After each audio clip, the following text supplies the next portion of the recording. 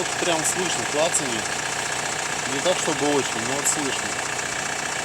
Вот, это пока на холодную. Вот полдня где-то машина стояла. Не успела остыть. На улице -1.